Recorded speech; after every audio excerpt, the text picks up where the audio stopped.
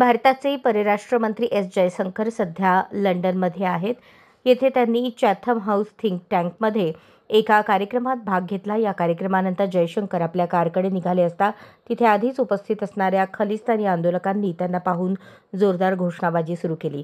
या घटनेचा video social मीडियावर वेगाने व्हायरल होत आहे. परराष्ट्र मंत्री जयशंकर हे ब्रिटन आणि आयर्लंडच्या 6 दिवसांच्या दौऱ्यावर आहेत. या दरम्यान लंडन येथील एका कार्यक्रमात जयशंकर सहभागी झाले होते.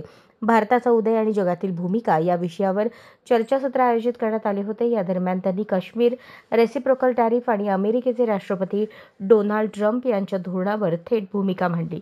या कार्यक्रमानंतर जयशंकर इमारतीतून बाहेर पडले. यावेळी बाहेर खलिस्तानी समर्थक आधीच उपस्थित होते. त्यांच्याकडून जोरदार घोषणाबाजी सुरू होती. जयशंकर आपल्या कारच्या दिशेने निघताच एका आंदोलकाने पळत जाऊन त्यांच्या कारचा रस्ता अडवला. त्यानंतर तिथे उपस्थित असणाऱ्या सुरक्षा रक्षकांनी या व्यक्तीला तिथून बाजूला केले.